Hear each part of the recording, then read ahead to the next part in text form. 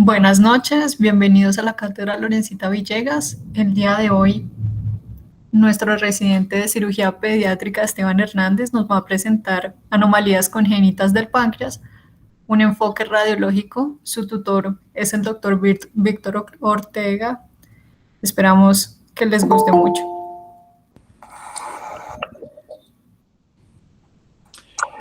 Muy buenas noches para todos. Como decía pues dijo mi compañera, vamos a tratar pues, de las anomalías congénitas del páncreas. Quienes vamos a presentar seremos el doctor Santiago López y Esteban Hernández. Santiago López, residente de radiología de segundo año, y Esteban Hernández, quien les habla, residente de cirugía pediátrica de primer año. Acompañados y pues en la tutoría del doctor Víctor Ortega, quien es radiólogo del hospital y instructor del programa de radiología de la FUCS. Entonces, pues para comenzar, vamos a, pues, a hablar, pues a hacer como la introducción de lo que se tratará la charla. Vamos a comentar pues aspectos fundamentales y básicos de la anatomía, la embriología y la fisiología del páncreas, sobre todo por supuesto de la embriología, para así entender pues estas anomalías congénitas. Posteriormente, pues le dimos relevancia a tres de estas anomalías congénitas, las cuales son el páncreas divisum, el páncreas anular y la agenesia pancreática, por su relevancia clínica en pediatría y también por su relevancia pues, radiológica. Posteriormente hablaremos del diagnóstico por imágenes, que por supuesto pues, será como el tema central de esta charla. Y de últimas discutiremos los diferentes manejos que se ofrecen para las diferentes eh, anomalías congénitas. Con respecto a la anatomía, entonces pensemos que Herófilo, quien era un médico griego en el año 300 a.C., fue el primero quien en sus disecciones describió el páncreas. Posteriormente, Rufus de Éfeso fue quien le dio el nombre a este órgano de páncreas, que significa todo, todo de carne o todo lo que es parecido a carne. Galeno, más o menos en la misma época, le dio el nombre de calícreas, que significa carne hermosa. Sin embargo, este término no tuvo como mayor popularidad, por lo que lo conocemos actualmente con el nombre de páncreas.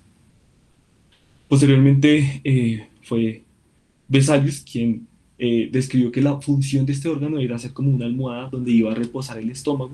200 años después fue que realmente se empezó a conocer la función digestiva, se empezaron a conocer las diferentes enzimas como la tripsina, posteriormente en 1902 la secretina, que fue la primera hormona descrita, y se empezó, digamos, como a tener mayor interés en el estudio de este órgano por sus funciones exócrinas y endocrinas. Como pues vemos, entonces, este órgano es una glándula plana y alargada que va a medir en el adulto de 12 a 20 centímetros y va a pesar de 75 a 110 gramos. Se describen cuatro partes de este órgano. Primero la cabeza, que se va a posicionar hacia la derecha, va a estar enmarcada por el duodeno, y en la cabeza vamos a encontrar el proceso unciforme, que detrás de este vamos a encontrar los vasos mesentéricos. Con respecto a la cabeza, pues recordemos que se va a relacionar anteriormente con el píloro, con el colon transverso, posteriormente con el ilion del riñón derecho, con la vena gonadal derecha, con los vasos renales y con el pilar derecho del diafragma. Tenemos también el cuello, que se va a ubicar, pues que se va a definir como la unión entre la cabeza y el cuerpo del páncreas. Pues posterior al cuello vamos a encontrar la unión de la vena mesentérica superior con la vena esplénica para formar la vena porta. El cuerpo, que va a ir hacia la izquierda, hacia arriba, hacia anterior, anterior a este, vamos a encontrar la aorta. Perdón, anterior al cuerpo, vamos a encontrar la transcavidad de los epiplones, y posterior vamos a encontrar la aorta y el origen de la arteria mesentérica superior. Y la cola va a ser esta prolongación del cuerpo que va a terminar hacia el ilirio del vaso. Este órgano es un órgano lobulado y va a estar cubierto de una capa fina de tejido conectivo que no va a tener una cápsula propiamente dicha. Se va a encontrar a nivel de L1 y L2, amoldándose a al cuerpo de estas dos, eh, o pues de estas vértebras lumbares, y esto le va a dar como una característica de ser susceptible, o más susceptible a trauma, pues cuando Cuando hay traumatismo se va a lesionar sobre todo el cuerpo del páncreas. Con respecto a la anatomía de los conductos, vamos a tener el conducto principal o conducto de Wilson. Hacia este conducto vamos a encontrar diferentes anastomosis de todos los conductillos que van a drenar los diferentes lóbulos o lobulillos del páncreas. Van a anastomosarse hasta este conducto principal y pues este conducto va a aumentar de tamaño gradualmente hasta que pues va a desembocar, como veremos, en el duodeno. Este sería entonces el conducto principal o de Wilson, y este también es el conducto accesorio o de Santorini. La posición del conducto va a localizarse eh, en la mitad del borde superior y el borde inferior del páncreas. Vamos a encontrar este conducto, y más bien como hacia posterior, digamos, siendo esta la parte anterior y esta la parte posterior del páncreas. El conducto pancreático accesorio de Santorini lo vamos a encontrar en un 70% de los casos. Este va a drenar la porción anterior superior de la cabeza y en algún porcentaje va a drenar hacia el duodeno a través de la papila menor, como se ve en esta imagen, en la imagen A. En el 60% de los casos drenará hacia el duodeno, y en el 30% de los casos va a drenar hacia el conducto de Wilson. Vamos a tener diferentes variaciones de este conducto. Podemos tener como un conducto filamentoso con la mayoría de su producto drenando al conducto de Wilson. Podemos encontrar que drena, digamos, independientemente al conducto de Wilson, o simplemente podemos no encontrar este conducto de Santorini o accesorio. El conducto de Wilson va a unirse con el conducto colédoco para formar el canal común pancreatobiliar. Este va a desembocar entonces en el duodeno, y aquí vamos a encontrar, digamos, dos estructuras que es importante pues tenerlas en claro y saber diferenciarlas. Primero, pues la papila de Vater. Esta papila de Vater va a ser la formación y proyección que vamos a ver desde la mucosa del duodeno, y la ampolla de Vater, que va a corresponder a la dilatación de este canal común que va a estar adyacente pues a esta papila. Con respecto al esfínter de Oddi, vamos a mencionar pues, que va a estar compuesto por 3 grupos musculares que van a rodear los diferentes conductos: uno propio del conducto colédoco, otro propio del conducto de Wilson o principal, y uno que va a ser de ambos o de esta unión biliopancreática. Estos 3 van entonces a conformar este esfínter de Oddi. Con respecto a la irrigación del páncreas, debemos pues tener muy claro y recordar que va a ser dada por estas 2 arterias, la arteria mesentérica superior y ramas del tronco celíaco, estas 2 ramas de la aorta. El tronco celíaco entonces va a dar la arteria esplénica. Esta, en su trayecto hacia el vaso, va a dar una arteria pancreática caudal en la parte pues más pues de la cola del páncreas, una pancreática mayor y una dorsal. Aquí vemos la pancreática dorsal, la pancreática mayor y la caudal. Todas estas van a anastomosarse y van a converger en esta arteria pancreática inferior. Este va a darle pues la irrigación, por supuesto, a la cola, el cuerpo y parte del cuello del páncreas. Tenemos también la arteria hepática, igualmente rama del tronco celíaco, que va a dar la arteria pancreático-duodenal superior. Esta pancreático-duodenal superior va a dar 2 arterias, una pancreático-duodenal superior anterior y otra pancreático-duodenal superior posterior. Estas 2 arterias a su vez se van a anastomosar con sus correspondientes pancreático-duodenales anterior y posterior, pero inferiores, estas siendo ramas de la arteria pancreático-duodenal inferior, que va a ser rama de la arteria mesentérica superior. Aquí vemos cómo se forman estos 2 arcos. Por supuesto, estos 2 arcos van a encargarse de la irrigación tanto de la cabeza, del páncreas, como del duodeno. Con respecto al drenaje venoso, pues se describe que todo va a llegar al sistema venoso portal. La vena esplénica va a ir con su arteria homónima, por supuesto también drenando la cola, el cuerpo y el cuello de manera muy similar, como ya lo describí, pero pues aquí con respecto al drenaje de la cabeza vamos a encontrar pues unas pequeñas variaciones. De igual manera pues vamos a encontrar estos 2 arcos. Aquí tenemos el arco posterior y el arco anterior. El arco anterior conformado por la pancreatico-duodenal anterior superior, o sea, esta que iría acá, que estaría la parte superior, va a drenar a la gastropiploica derecha, que corresponde a esta vena que está aquí. Cuando esta gastropiploica derecha se junta con la cólica derecha, va a formar el tronco gastrocólico y este tronco va a drenar a esta mesentérica superior, ya para ir después a formar la porta. La pancreatico-duodenal anterior e inferior, que sería la que corresponde aquí, puede drenar directamente a la mesentérica superior. Con respecto al arco posterior, entonces esta pancreaticoduodenal posterior superior va a seguir su trayecto homónimo, pues de su arteria homónima. Sin embargo, aquí en la parte superior va a irse detrás del conducto colédoco y va a llegar a la vena porta, y la vena pancreaticoduodenal posterior inferior puede encontrarse junto con su correspondiente pues pancreaticoduodenal anterior inferior para llegar a la mesentérica inferior. Esas son como el drenaje venoso. Con respecto al drenaje linfático, vamos a tener esta cadena o este anillo, más bien, de ganglios que van a rodear el páncreas. Se puede escribir, digamos, que el drenaje linfático va a dividirse en estos cuatro cuadrantes, yendo a los ganglios gastroduodenales, a los ganglios infrapancreáticos, a los ganglios esplénicos y a los ganglios gastroesplénicos. Por supuesto, pues va a ser a través de unos pequeños ganglios que se van a ubicar en el borde superior e inferior del páncreas, y estos a su vez van a llevar este drenaje linfático tanto a los ganglios de la mesentérica superior y posteriormente a los ganglios celíacos.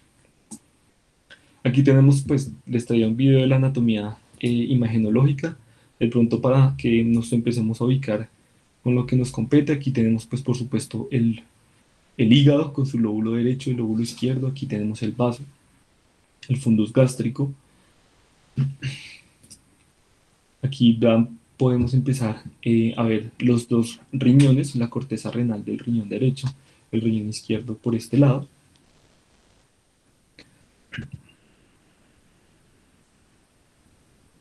Y aquí empezamos entonces a identificar el páncreas. Aquí se alcanza a ver pues el cuerpo, el trayecto del cuerpo del páncreas. Aquí en la parte pues más hacia el vaso, por supuesto, vamos a ubicar la cola del páncreas. Y pues por supuesto también para tener claros pues sus relaciones con los órganos adyacentes, el hígado, los dos riñones, las suprarrenales. Y en esta parte pues ya un poco más inferior vamos a encontrar la cabeza del páncreas. Adyacente a este pues vamos a encontrar el duodeno, y en la parte más inferior vamos a encontrar pues el proceso unciforme. Digamos que esta sería como una anatomía imagenológica para, digamos, ubicarnos con respecto pues, a lo que viene más adelante. Listo, ya entonces hablando propiamente de la embriología, recordemos que a la cuarta semana de vida, más o menos al día 26, van a empezar a salir dos esbozos a partir de el endodermo que va a encontrarse alrededor del duodeno, que corresponde al intestino anterior. Este va a ser un esbozo dorsal y un esbozo ventral. El ventral va a surgir un poco después, más o menos hacia el día 32, y va a surgir de el divertículo hepático. Aquí vemos cómo se va a formar el divertículo hepático y se empiezan a formar estos dos esbozos. Este sería el ventral y este sería el dorsal. Estos entonces van a crecer de cada uno. Entonces del dorsal se va a originar la cola, el cuerpo, el cuello, el conducto de Santorini y pues tal vez el Wilson distal. Y con respecto al ventral, vamos a encontrar entonces el conducto de Wilson proximal, sobre todo la cabeza del proceso unciforme. Estos van a crecer y más o menos hacia el inicio de la, 60 de la semana sexta, vamos a encontrar una migración o vamos a evidenciar una migración hacia posterior de este esbozo ventral. Va a rotarse hacia posterior y al final de esta sexta semana van a anastomosarse, van a fusionarse estos dos esbozos y así se va a conformar el páncreas con su pues, forma particular. De esta manera también vamos a encontrar una anastomosis con respecto a los conductos que se describen de cada esbozo, y así se va a conformar este conducto de Santorini y este conducto de Wilson principal y este conducto de Santorini. Tenemos diferentes señales y genes que van a responder o van a ser responsables de este adecuado migración y anastomosis y fusión de los dos esbozos, y también como de la aparición pues del páncreas como tal, como es el homeobox duodenal y pancreático, PDX1, o también llamado el factor promotor de la insulina 1. Este pues va a ser un factor de transcripción temprano, va a, pues, a presentarse más o menos hasta la quinta semana de gestación, cuando se ha visto que cuando hay de lesión de este factor, vamos a encontrar que podemos encontrar agenesia o deficiencia con fallo en respuesta a otras señales que promueven el crecimiento. Vamos a tener también la subunidad alfa del factor de transcripción específico del páncreas. Este va a expresarse con el PDX1 que mencionamos previamente y va a ayudar a la especificación de las diferentes líneas celulares del páncreas. Posteriormente, va a ubicarse solamente en las células acinales. Cuando tenemos deficiencia de este factor, entonces vamos a encontrar cuadros de agenesia. Tenemos el gen humano homeobox 9. Este también es una expresión, pues va en su etapa temprana, va a encargarse pues del desarrollo del endodermo pancreático. El gen de la neurogenina 3, que va a favorecer la función o va a potenciar la función de este primer gen o factor, el PDX1. Y es importante también una supresión de diferentes genes que van a ser genes o factores antipancreáticos, como lo son el WNT y el factor de crecimiento fibroblástico 4. La notocorda también da señales que puede suprimir estos genes antipancreáticos y permitir la expresión de genes propancreáticos, y se ha descrito también que las estructuras vasculares adyacentes y el factor de crecimiento fibroblástico 10 va a contribuir también en la diferenciación y proliferación del tejido pancreático. Aquí tengo pues un pequeño video que de pronto ilustra mucho mejor pues lo que les estoy comentando, más o menos va a ir desde esta parte, que de manera un poco más dinámica lo explica. Aquí vemos pues el esbozo del hígado. Se va a formar este esbozo pancreático, el ventral y el dorsal, cada uno pues con su ducto.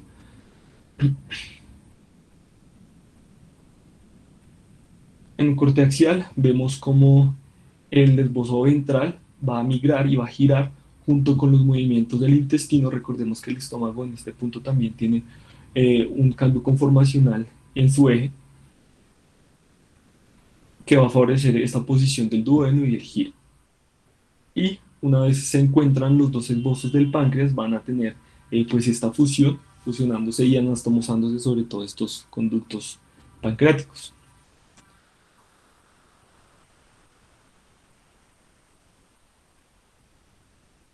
Esta es otra proyección pues, que nos muestra cómo el páncreas, que inicialmente es un órgano que tiene pues, peritoneo, se convierte, gracias al movimiento del estómago, se convierte en un órgano retroperitoneal o retroperitonizado junto con el duodeno, ubicándose el duodeno hacia la derecha de la línea media.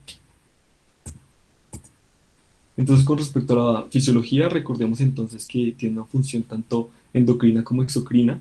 Las células acinares encargadas de la secreción de jugo pancreático van a corresponder a un 85% del páncreas, las células de los islotes a un 2%, y el resto va a corresponder a matriz extracelular y conductos y diferentes vasos.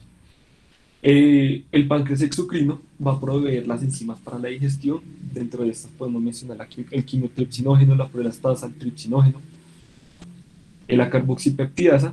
Estas, por supuesto, van a ser enzimas que van a desdoblar proteínas. Por supuesto, tienen que estar protegidas dentro de los conductos o los acinos pancreáticos, porque podrían dañar el páncreas, y esto es como la fisiopatología de la pancreatitis.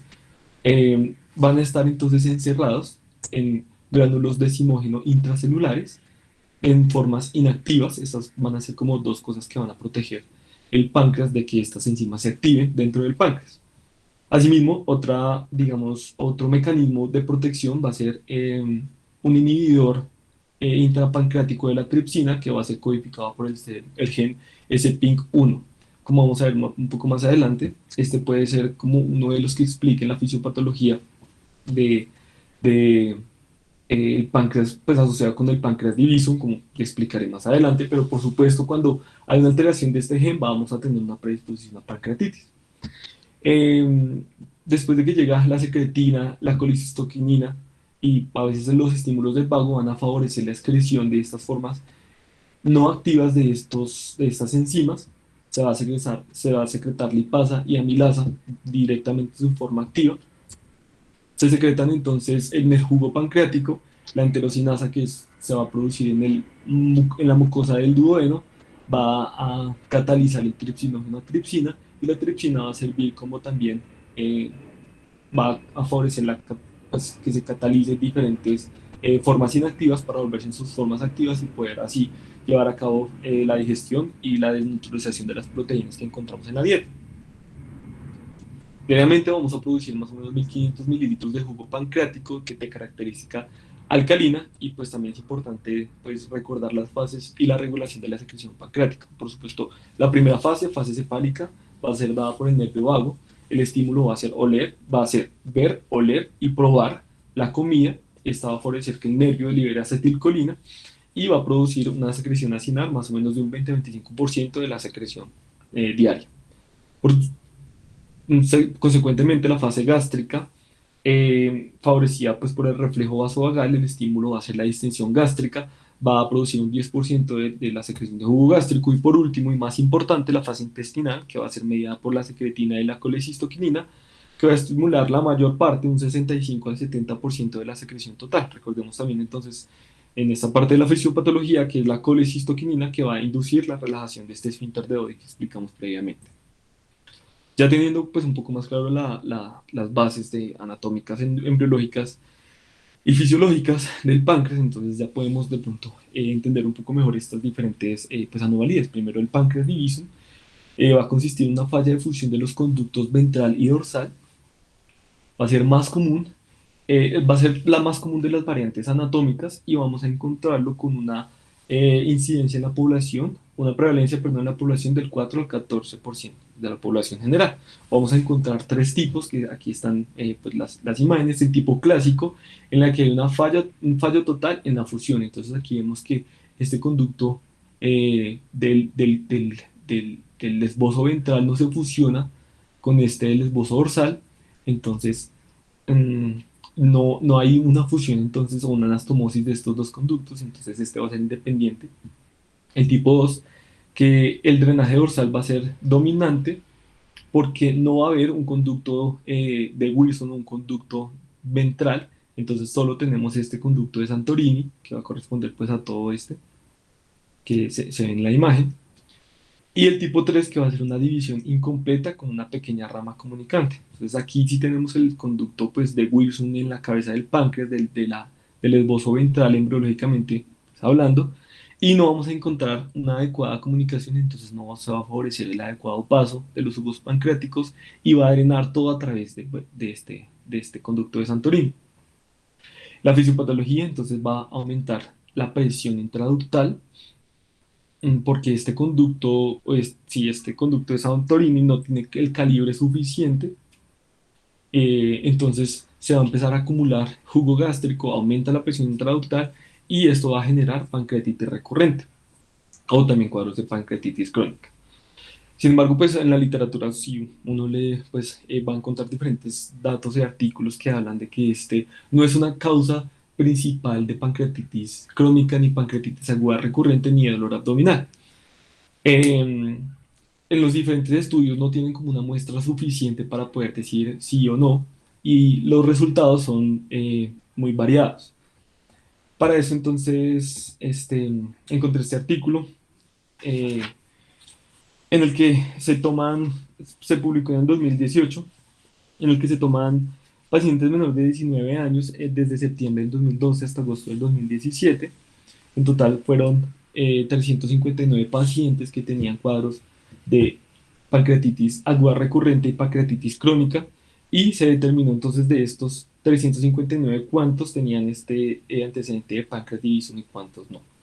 Esto es lo que les decía con respecto a la falla de ese PINK1, que es uno de los genes que se encarga de proteger el páncreas. Decían que Realmente el páncreas divisum, digamos que los detractores de esta teoría dicen que el páncreas divisum como tal no es el responsable de estos cuadros de pancreatitis, sino que necesita tener páncreas divisum y además otra anomalía genética como fallo en este gen para que se empiece a producir este cuadro de pancreatitis recurrente o crónica.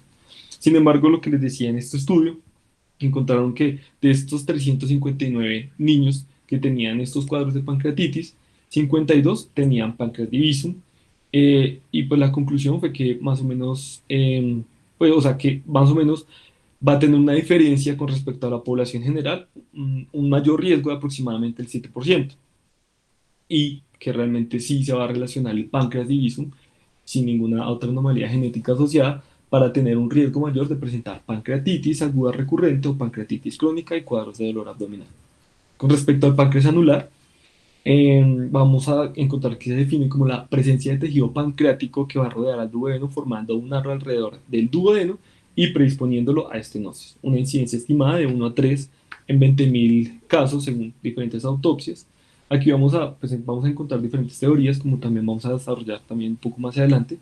Una de las más aceptadas es que el esbozo ventral va a ser bilobulado, como se ve aquí. Cuando gira, entonces va a girar por los dos lados y va a, a configurar entonces este anillo pancreático. El 75% de los casos va a tener un diagnóstico en la primera semana de vida, un diagnóstico típico similar a la atresia duodenal, también con hallazgos imagenológicos similares. Sin embargo, dependiendo de la etapa de la vida, por supuesto va a tener diferentes cuadros. Cuadros, como les decía, obstrucción intestinal en los primeros días de vida, intolerancia a la vía oral, sin embargo, más adelante pueden desarrollar pancreatitis crónica, dolor abdominal o pacientes con saciedad temprana. Característicamente, el páncreas anular se relaciona en niños con otras anomalías congénitas como la trisomía 21, alteraciones o anomalías cardíacas, malrotación, otras malformaciones gastrointestinales, malformaciones geniturinarias o fístula traqueoesofágica. Y con respecto a la agenesia pancreática, pues va a ser, realmente esta no es tan común, va a ser una condición rara, realmente desde 1911 se han reportado menos de 100 casos en la literatura científica.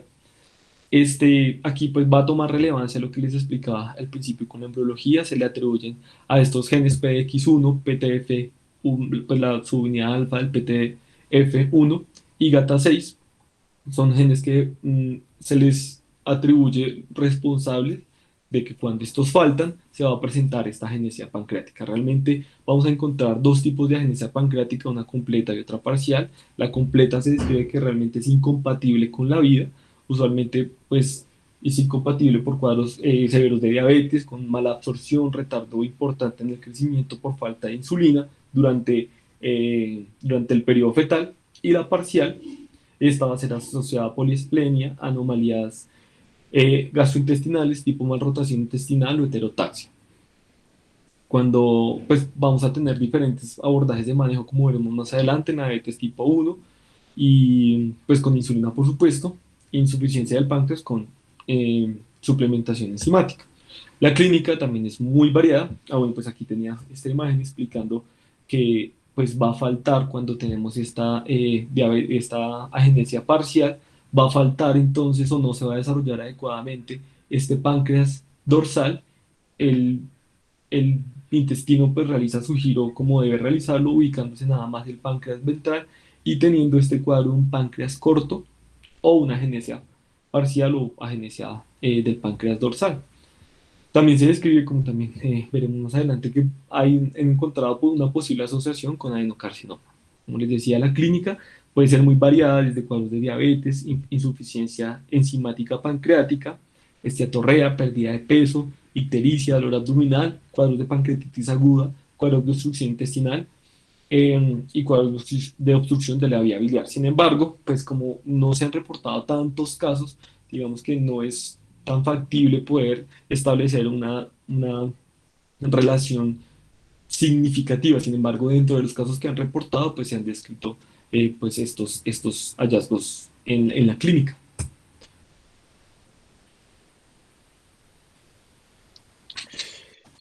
Bueno, buenas noches para todos.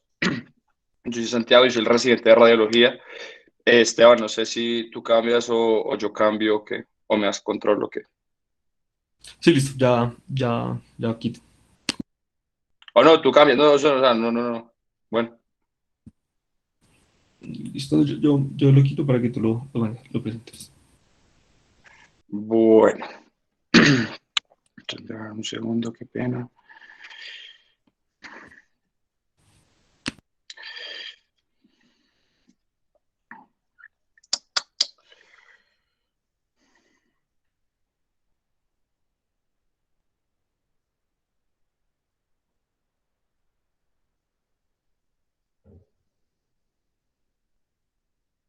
No sé, ahí ya están viendo. Sí, Santi, ya se ve. Ok, bueno. Entonces, pues, como les mencionaba al comienzo, la idea era hacer una relación clínico-radiológica de los principales diagnósticos o anomalías congénitas del páncreas. Entonces, pues, digamos, voy a pasar un poco la parte que ya explicó Esteban, ¿sí? Para pasar a las imágenes. Entonces, pues, vamos a iniciar con la más frecuente, ¿sí? Encontrada más que todo, y de hecho es la más frecuente también en la población pediátrica, es la anomalía del páncreas diviso, es una anomalía del sistema pancreático ductal. En los reportes se reportan del 4 al 10%, sin embargo puede llegar hasta un 14%. Como mencionaba Esteban, esto se produce por una ausencia de la fusión de los conductos de la yema dorsal y ventral. Al producirse, digamos, la rotación en la semana embriológica, normalmente a nivel del cuello del páncreas se va a producir la fusión. Ahora, cuando esta fusión no se produce de forma adecuada, no indica que no vaya a ser un páncreas funcional. Lo que nos está indicando es, en la mayoría de los casos, es que va a ser un páncreas que va a tener un drenaje diferente. Es decir, yo voy a tener un drenaje tanto por papila menor como por papila mayor. El conducto ventral, que también es de Wilson, sí, va a drenar únicamente la porción ventral, es decir, la cara más inferior del páncreas, casi un poco superior al proceso uncinado, pero un poco inferior a la porción ventral anterior del páncreas. Y el resto de la glándula, es decir, toda la cola, el cuerpo, la cabeza y la mayoría del proceso uncinado, pues va a estar drenado por el conducto de Santorini. ¿Sí? ¿Qué sucede con este tipo de pacientes? Ya lo vamos a ver. Hay una condición clínica que se llama Santorino-Cele y es que se produce una dilatación focal de la porción terminal del conducto pancreático dorsal o del mismo, digamos, Santorini en este caso. ¿Por qué sucede esto? Pues porque efectivamente la cantidad de drenaje que está realizando el conducto no está adaptado para eso, por lo cual pues puede llegar a ser normal encontrar la dilatación. ¿Cuándo preocupa la dilatación? Pues cuando está produciendo obstrucción del drenaje, lo que como mencionaba bien Esteban, pues nos va a conducir a casos clínicos de pancreatitis. Lo mencionaba, la mayoría de los pacientes son asintomáticos. En los pocos casos clínicos en los cuales los pacientes refieren síntomas, pues van a tener un dolor abdominal crónico, ¿sí? O pueden tener, o son pacientes que tienen pancreatitis idiopática o pueden desarrollar pancreatitis crónica. Típicamente en los niños, pues yo leía que no es muy frecuente, digamos, pues no es frecuente el proceso de pancreatitis crónica, por lo cual, pues un niño que haga episodios de pancreatitis a repetición, pues debe efectivamente levantar la sospecha de que estamos hablando de una anomalía. Típicamente, o digamos tradicionalmente, el diagnóstico se hacía con la CEPRI. Sin embargo, hoy en día pues tenemos la pancreatografía por resonancia, también tenemos la tomografía multidetector. Cuando nosotros hablamos de multidetector, hacemos referencia a que tiene múltiples escáneres el tomógrafo, cada día son con más canales y esos canales pues van a permitir una mejor visualización o representación de la anatomía y fuera de eso pues nos van a permitir las reconstrucciones multiplanares, es decir, tanto en cortes sagitales, coronales, en MIP o mini-MIP y eso nos va a permitir pues adaptar mucho mejor el diagnóstico. También está el diagnóstico de realizarlo, pues, una colangiopancreatografía por resonancia con estimulación de secretina. Esto, digamos, pues es a criterio clínico en el cual pues, la secretina me va a aumentar la secreción de bicarbonato por parte del parénquima de páncreas exocrino y me va a favorecer la dilatación de los conductos. Y al yo tener dilatación de los conductos, tanto del Santorini como Wilson, pues voy a poder evidenciar mejor en dado caso de que haya una anomalía. Ahora, ¿cuáles van a ser las características imagenológicas que nos van a indicar o que principalmente nos van a enfocar al paciente? Lo primero va a ser un conducto ventral que va a ser muy estrecho, va a ser corto y generalmente va a ser atrófico. Adicionalmente, las ramas o la ramificación que genera el conducto va a ser muy poco visible, lo cual no es frecuente en el páncreas cuando se ve de forma fisiológica o normal. ¿Sí? El conducto ventral tiene una ramificación característica. En el caso de Wilson, pues al ser tan pequeño, este se va a perder. Y pues por el contrario, el conducto dorsal o el de Santorini, en el caso del divisum, pues va a ser un conducto de mayor calibre y va a ser mucho más largo porque va a estar drenando la mayoría de la glándula. Entonces acá en las imágenes que estamos viendo, disculpen, no sé si ahí ven el puntero. Sí, ahí se ¿sí? está viendo el puntero. Ah, listo, bueno, perfecto. Entonces, aquí tenemos dos imágenes claves. Esperen que esto no se está moviendo, se trabó. Ya.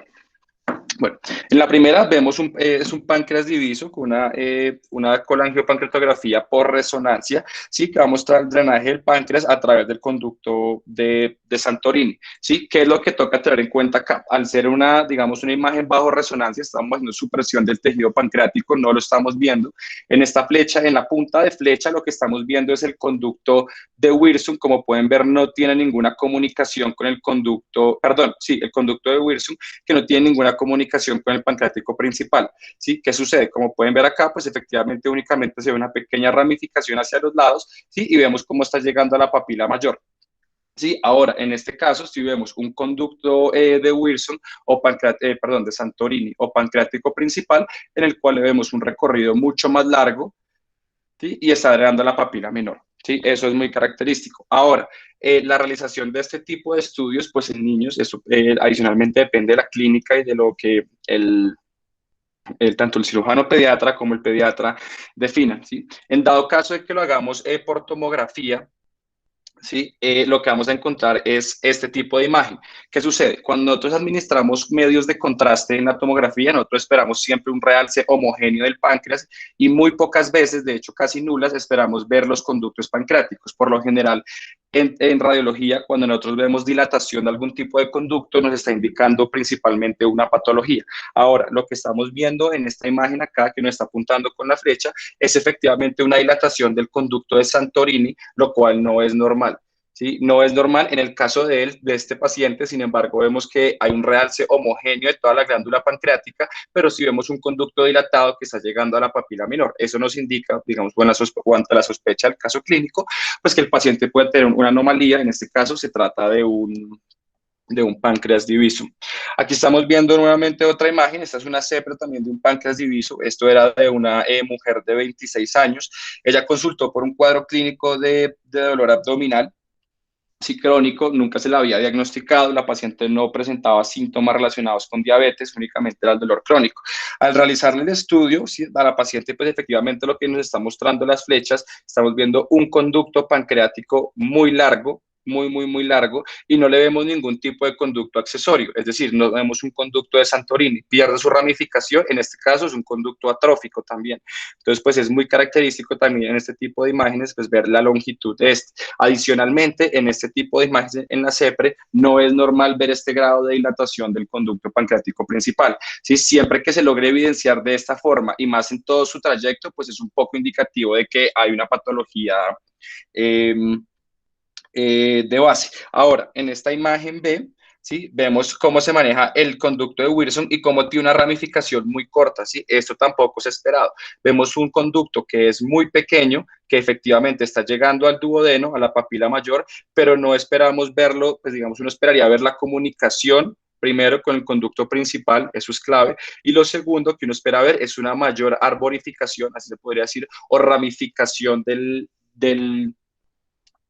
pues digamos que le llegan a él. ¿Esto por qué? Porque la mayoría del conducto ventral va a drenar no solamente pues la porción ventral, sino también va a drenar el proceso uncinado. Al drenar el proceso uncinado, pues tiene una mayor arborificación, lo que nos va a dar pues esa característica que efectivamente está ausente en este caso. ¿Sí? Aquí vemos nuevamente otra imagen en donde, pues vuelvo y lo repito, lo que estamos viendo acá es efectivamente aquí un conducto ventral que está drenando solo, es decir, no tiene ningún tipo de comunicación. Y aquí estamos viendo efectivamente un conducto mucho más largo, un conducto pancreático principal, que es el que se está encargando de la mayoría del drenaje. Nuevamente, aquí pues pongo estas flechas, como les menciono, en tomografía, esto es posterior a contraste, lo que uno espera ver es este tipo de realce homogéneo de todo el páncreas, no se evidencian, digamos, lesiones necróticas, tampoco quistes, o que nos indiquen que el paciente cursa con una pancreatitis, y lo que efectivamente sí vemos es una dilatación bilateral de los conductos. Aquí arriba estamos viendo la dilatación del conducto pancreático principal en todo su recorrido, conducto dorsal, y aquí abajo estamos viendo un pequeño conducto casi atrófico, mucho más pequeño, que representa el conducto de Wilson, que está drenando pues únicamente la cara inferior, digamos la parte inferior de la cabeza del páncreas. Acá nuevamente lo vemos una imagen donde vemos aquí, pues es muy buena la imagen porque nos pone el nombre. Entonces aquí estamos viendo lo que es el conducto pancreático principal, cómo está drenando en la papila menor, y aquí estamos viendo ya únicamente un conducto ventral que casi no se ve, es un conducto atrófico, sin embargo, pues no repercute en la clínica del paciente. Por otro lado, de las segundas que mencionábamos era el páncreas anular, también es una patología, digamos, no es frecuente, pero pues puede llegar a encontrarse. Ya como mencionó Esteban, no voy a hacer nuevamente énfasis en esto, lo voy a hablar de forma rápida, simplemente es una anomalía congénita por una rotación incompleta de la yema ventral. Sí, ¿qué va a suceder? Que al haber una rotación incompleta de la yema ventral, pues va a haber una obstrucción o va a rodear completamente la segunda porción del duodeno. ¿Cuáles son las dos teorías que se plantean para la formación de esto? Uno es la adhesión de la yema ventral a la pared duodenal, es la más aceptada, es decir, que este esbozo nunca se separa, sino que se une a esta porción del duodeno, que realmente es el intestino, es la unión del intestino anterior con el intestino medio, y eso pues va a favorecer que efectivamente haya un páncreas anular pues por su nombre de anillo, ¿sí? O lo otro es una persistencia de una yema ventral izquierda o una regresión. ¿Qué quiere decir eso? Que se puede formar un tercer esbozo ventral o simplemente que una de las dos porciones de la yema ventral, al hacer su rotación, hace nuevamente una regresión, lo que favorece que se forme un páncreas de características anulares. Una prevalencia de 1 en cada 2.000 personas. La mayoría de veces se encuentra como un hallazgo incidental y por lo general no se encuentra como un hallazgo aislado en los estudios radiológicos. Por lo general siempre viene asociado a otro tipo de malformaciones de otro tipo de órganos. Perdón. En el 50% de los casos, sin embargo, estos van a ser asintomáticos. Entonces, en el caso del paciente pediátrico, más que todo, pues en el artículo mencionaban del recién nacido, pues se va a manifestar con obstrucción del tracto gastrointestinal, pues del duodeno, ¿sí? Efectivamente por la compresión que está generando el páncreas, y puede estar o no asociado a la obstrucción biliar con o sin pancreatitis. En el paciente adulto se manifiesta más con síntomas dispépticos de úlcera péptica, también la obstrucción duodenal y la pancreatitis. Mencionar que ya porque es importante para las imágenes, tenemos dos tipos de presentación de páncreas anular. Entonces tenemos un tipo extramural y un tipo intramural. El extramural va a ser el conducto pancreático ventral que rodea el duodeno y se une al conducto pancreático principal, ya lo veremos en la imagen. En el tipo intramural es el menos frecuente, realmente es muy poco, digamos, frecuente verlo y es muy difícil verlo por tomografía, independientemente sea con tomografía multidetector. Este se caracteriza porque es tejido pancreático que se va a entremezclar con las fibras musculares de la pared duodenal y va a formar pequeñas ramificaciones que se van a encargar de drenar directamente al duodeno. El diagnóstico por tomografía o resonancia, pues va a ser el tejido pancreático anular rodeando el duodeno o el conducto pancreático rodeando el duodeno. Aquí estamos viendo entonces inicialmente una primera imagen, vemos un tejido pancreático que no es normal, si todo esto es tejido pancreático y vemos cómo está rodeando, aquí nos hacen referencia a la segunda porción del duodeno, la porción intraluminal y vemos cómo nos realza alrededor todo el tejido, ¿sí? Característicamente pues del páncreas anular. Aquí por otro lado estamos viendo una imagen ya cómo aquí, esto es un tránsito de vías digestivas, cómo se produce una obliteración sin causa aparente. Este era un paciente, una mujer de 21 años, una mujer sin causa aparente, se ve efectivamente la obstrucción o la disminución del calibre de la segunda porción del duodeno. Sin embargo, independientemente de que está muy disminuido, pues se ve que hay tránsito del medio de contraste posterior al sitio de obstrucción, lo que pues la mayoría de los casos son pacientes que cursan asintomáticos. Aquí, por otro lado, nuevamente les muestro la imagen. Aquí es una tomografía en fase contrastada también. Aquí hago referencia a esto porque estamos viendo un tejido pancreático, ¿sí? Que está rodeando completamente al duodeno, que es esta porción que tiene medio contraste, que sería la porción intraluminal del duodeno. ¿Sí? Eso es lo que nos está generando. Y aquí, nuevamente, otra imagen, vemos, digamos, mucho más clara. Vemos aquí todo el tejido pancreático, como lo está haciendo acá, y aquí estamos viendo la segunda porción del duodeno, que es lo que nos está indicando el páncreas anular. ¿Qué otro tipo de hallazgos extrapancreáticos son característicos? Pues primero vamos a ver una obstrucción típica proximal. En esta imagen es muy buena por eso. Lo que estamos viendo es que hay un grupo de asas que tienen un realce normal, un realce característico, y estamos viendo que hay otro grupo de asas intestinales que presentan una dilatación anormal. Hay unas que están llenas de líquido y están presentando un engrosamiento mural de tipo blanco, así se denomina cuando se ve este engrosamiento de la pared, lo que es muy característico de una obstrucción. Entonces, pues imagenológicamente, únicamente no hacerse uso, o no únicamente hacer uso de la necesidad de ver el páncreas, pues que es el hallazgo número uno, sino también hacer uso de los hallazgos secundarios, que en este caso, pues pueden ser los síntomas de obstrucción, perdón, los signos de obstrucción proximal. Aquí lo estamos viendo nuevamente, ¿sí? Esta imagen es muy útil porque aquí estamos viendo cómo está rodeando completamente la segunda porción del duodeno y estamos viendo la forma más común de páncreas anular, donde hay un conducto pancreático que rodea completamente la segunda porción del duodeno, es decir, que surge con la porción anormal, perdón, que surge con la porción anormal del páncreas y luego va a entrar en comunicación con con el conducto pancreático principal. Es también frecuente encontrar en algún tipo de pacientes que puedan tener un páncreas divisum asociado a un páncreas anular, como es el caso de este paciente.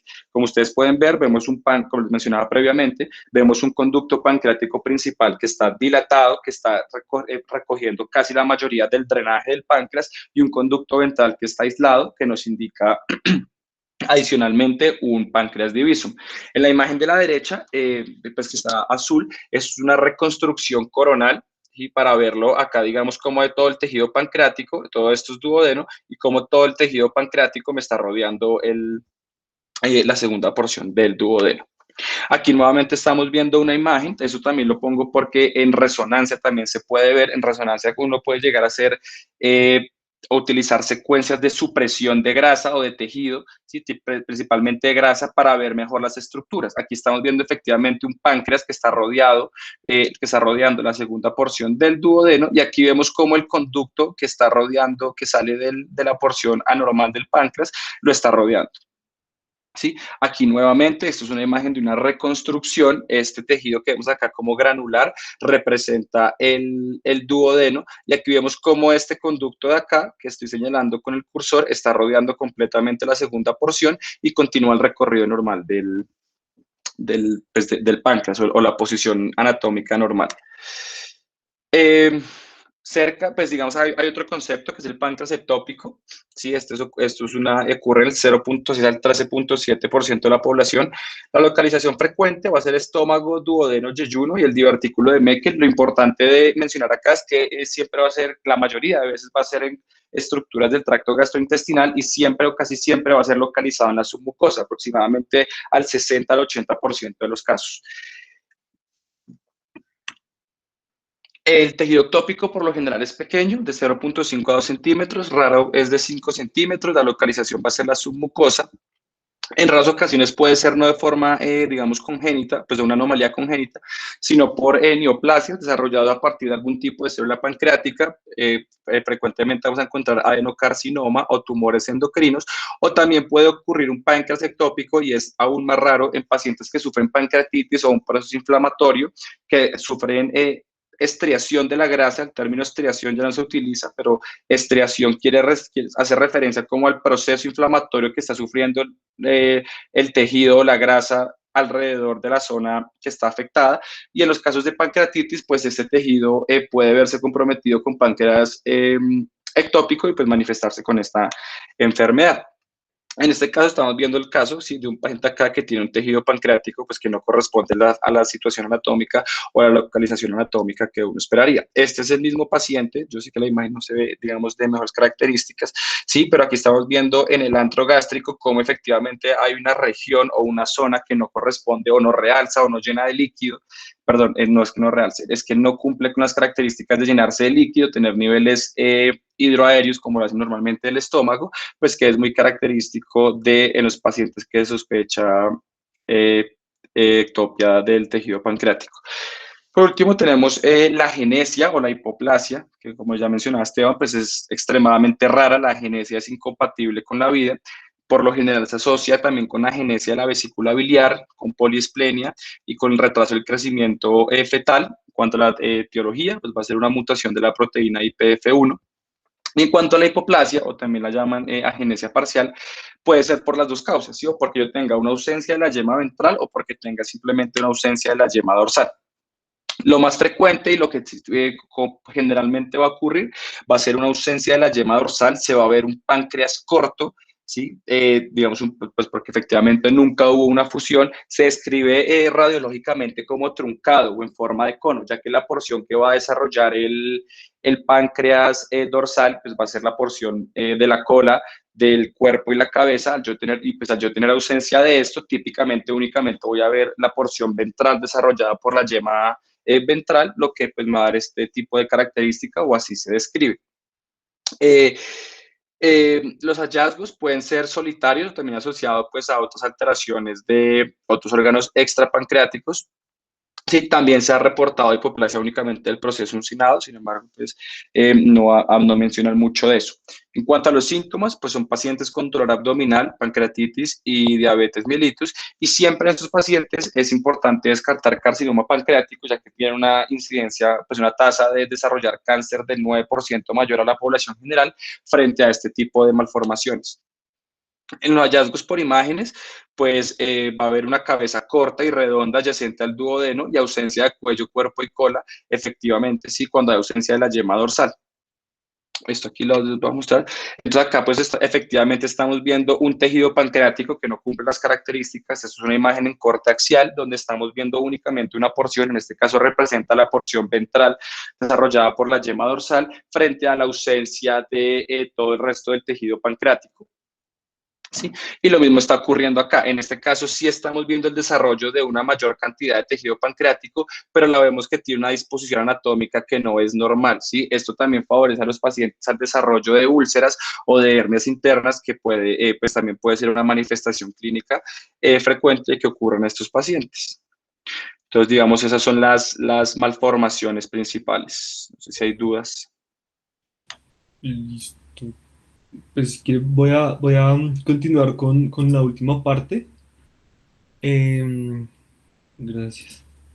Con respecto al manejo que de pronto se describe en la literatura que se le puede dar pues, a estas anomalías. Entonces, iniciando el manejo del páncreas diviso, principalmente se describe que pues, como primera línea es endoscópico, se realiza una esfinterotomía o una esfinteroplastia. La respuesta al manejo pues, va a ser pues, en diferentes porcentajes. Para la pancreatitis recurrente el 76% de respuesta adecuada, para la pancreatitis crónica el 42% y para el dolor abdominal pues, similar a la pancreatitis del 33%. Aquí les tengo un video en el que pues, se deja ver cómo se realiza este manejo endoscópico. La idea pues entonces es en el duodeno tratar de ubicar esta papila menor por donde pues estaría drenando pues este conducto pancreático de Santorini. Como a veces no es tan fácil ubicar como de pronto la papila mayor, se necesita o se realiza este procedimiento que es instilar azul de metileno sobre la mucosa pancreática, dar una dosis de secretina para estimular la secreción de jugo pancreático. De esta manera se forma como este borde que permite más fácil ubicar esta papila menor, y la idea es pues, hacer una canulación de esta papila pues, para posteriormente hacer la esfinterotomía o la esfinteroplastia. El otro abordaje que se recomienda cuando de pronto este tratamiento endoscópico no es satisfactorio bueno, pues aquí, perdón, tenemos entonces la fluoroscopia, vemos cómo se canula, entonces se va pues al conducto de Santorini y se identifica pues también, como explicaba Santiago, pues como una de las opciones de diagnóstico. Con respecto a la cirugía que se realiza, entonces para esto encontré este artículo en el que pues, se hace una revisión de la literatura del páncreas diviso, y aquí muestra diferentes opciones de tratamiento. Por supuesto pues va a depender del caso particular, de los síntomas que presenta el paciente, y pues de si falla entonces a este manejo endoscópico, la disponibilidad del manejo endoscópico también. Primero, pues se describe una pancreatoduodenectomía o cirugía de Whipple. en la que se realiza pues una resección del duodeno y de la cabeza del páncreas. Se sube pues la primera asa del yeyuno y esta asa se anastomosa con este conducto pancreático y se anastomosa también con esta vía biliar. Esta pues es una de las opciones de manejo pues para manejar estos cuadros de pancreatitis cuando los tenemos presentes. Otra es la cirugía de Berger. Esta pues rápidamente consiste en realizar una división a nivel del cuello del páncreas y posteriormente esta asa esta asa del yeyuno se anastomosa. Aquí en esta imagen vemos como una anastomosis pues, terminolateral con el conducto pancreático y también se va a anastomosar en la vía biliar. Y pues, perdón, no en la vía biliar, sino que también se va a anastomosar la parte pues, que queda de la cabeza del páncreas, para de esta manera conservar tanto el duodeno como la cabeza del páncreas y pues, digamos, como no quitar tanto, pues, tanto de este órgano. La última cirugía que se describe es una cirugía, se denomina cirugía de Frey. En esta cirugía se realiza una pancreático-yeyunostomía. En esta cirugía, pues la idea es exponer primero el páncreas. Una vez se expone el páncreas, se trata de ubicar el conducto principal, el que va pues a atravesar a lo largo de todo el páncreas. Como lo explicamos en anatomía, se ubica pues más o menos en la mitad entre el borde superior e inferior del cuerpo del páncreas, y en la parte pues más posterior, una vez se ubica, se sube esta asa de yeyuno, la cual se realiza entonces una anastomosis digamos, lateral con todo el recorrido del conducto pancreático, conservando también la cabeza y el duodeno. Aquí tenemos, pues logré conseguir esta imagen. Esta es una cirugía que se realizó en un niño. Vemos cómo se identifica entonces todo el conducto. eh, eh, y después se realiza pues entonces esta anastomosis. Con respecto al manejo del páncreas anular, el manejo pues principalmente se describe, pues, a diferencia de un manejo quirúrgico, se hace una duodenostomía. En esta imagen tenemos una imagen, pues una fotografía en vivo del páncreas anular. Aquí vemos el tejido pancreático rodeando entonces esta parte del duodeno. La otra opción es hacer una duodenoyeyunostomía. Con respecto a la primera, pues entonces es pues una técnica similar a lo que se describe con la atrofia duodenal.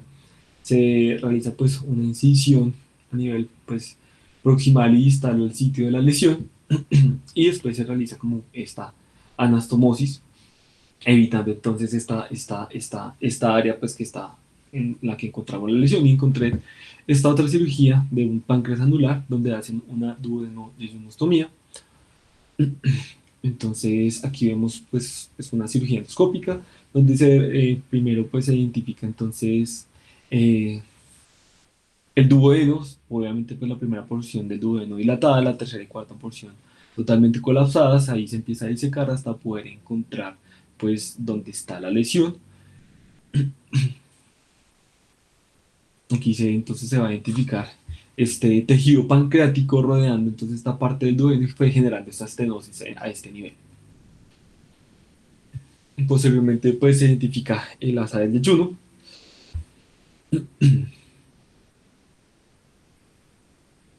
Y se hace una enterotomía en la parte proximal del duodeno, proximal a la lesión. Posteriormente se hace pues una enterotomía en el asa de yeyuno, donde vamos a realizar pues la anastomosis. Una vez tenemos pues estas dos enterotomías, se va a hacer entonces la anastomosis, como se ve aquí en el video. Este video fue realizado pues en un recién nacido que presentó pues, el cuadro que ya habíamos descrito, intolerancia a la vía oral. Un cuadro similar realmente también describe que a veces se puede confundir con un cuadro de hipertrofia del píloro en algunas ocasiones.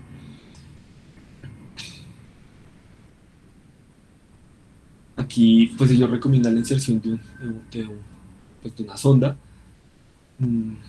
para terminar de hacer como la anastomosis. Otro de los manejos propuestos en la literatura es realizar un manejo endoscópico. Aquí pues vemos cómo realizan una dilatación del duodeno y tratando como de dilatar entonces este páncreas que está rodeando. Sin embargo, pues este es uno de los reportes pues, que los quise traer como como en la presentación. Sin embargo, pues aquí sí predomina como este manejo quirúrgico. Con respecto al manejo de la agenesia del páncreas, realmente no tiene un tratamiento específico. Aquí encontré pues estos dos artículos, uno publicado en el 2016 y otro publicado en el 2018, este en España y este en Alemania. En este pues se hace una revisión de la literatura de esta agénesis del páncreas dorsal. Se ubican entonces en una revisión de datos desde el 2018 hasta el 2015, se encuentran 30 artículos donde encontramos 53 pacientes, 7 de ellos niños. Aquí pues quise traer esta tabla para mostrar las diferentes formas de presentación clínica y también que el manejo quirúrgico no siempre está indicado y hay diferentes tipos de manejo quirúrgico, que hay anormalidades o enfermedades asociadas que van a ser pues diferentes. Como decía Santiago, pues el carcinoma es uno de los que tenemos que tener muy presentes. Aquí justamente este otro artículo pues habla como, o trata de revisar en la literatura los casos que se asocian con diferentes tipos de cáncer del páncreas. Y pues este sí obviamente va a tener un procedimiento pues más agresivo, obviamente no va a ser un tratamiento específico, sino que va a depender del tipo de cáncer y pues de la localización del mismo. Por último, pues traemos estas conclusiones. Primero, pues el conocimiento de las bases de anatomía, fisiología y sobre todo embriología es importante para entender las anomalías congénitas del páncreas y también su fisiopatología. Es fundamental que el cirujano se entrene también pues en reconocer imagenológicamente pues estas alteraciones. Sin embargo, pues siempre se recomienda como tanto para este tipo de anomalías como para todas, un trabajo interdisciplinario, una comunicación activa entre los cirujanos y los radiólogos para poder sospechar, diagnosticar, discutir los casos de estas anomalías que pues no son tan frecuentes y pues por su poca frecuencia se tiende a sacar como del radar, pero es importante pues tenerlas presentes. Reconocer las diferentes modalidades imagenológicas que hay para el diagnóstico de estas anomalías. Eh, y pues también recordar que son, aunque causas poco frecuentes de enfermedad pancreática en niños y que tienen un espectro de manifestaciones clínicas muy amplio, siempre puedes recordar que existen para poder sospecharlas y dirigir así el método diagnóstico y el tratamiento. Sería todo. Muchísimas gracias. Ahora sí, si tienes alguna pregunta para Santiago, algún aporte o alguna pregunta para mí.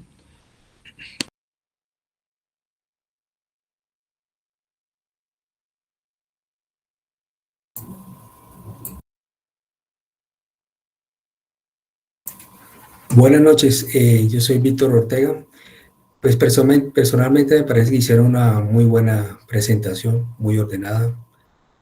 Comenzaron desde la embriología y terminaron con las imágenes diagnósticas, el tratamiento. Yo creo que quedó muy bien enfocado, muy claro, teniendo en cuenta que es una patología que si más no es tan frecuente como otras, sí es importante saber que existen, saber cuáles son los métodos de imagen ideales o de mayor sensibilidad, de mayor eficacia diagnóstica para aclarar adecuadamente cada caso.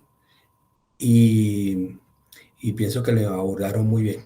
Entonces me parece que pues no, prácticamente no tengo mucho que aportar y creo que todo quedó muy claro, con buenos casos y muy buenos ejemplos. Muchas gracias, doctor.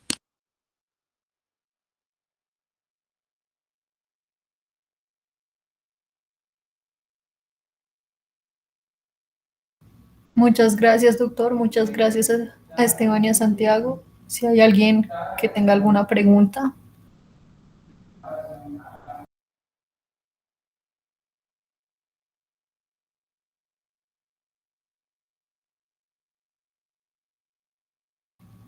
Muchísimas gracias a todos. Damos por terminada la charla y los esperamos el próximo lunes en una nueva charla. Muchas gracias. Hasta luego. Gracias. Chao, hasta luego. Gracias.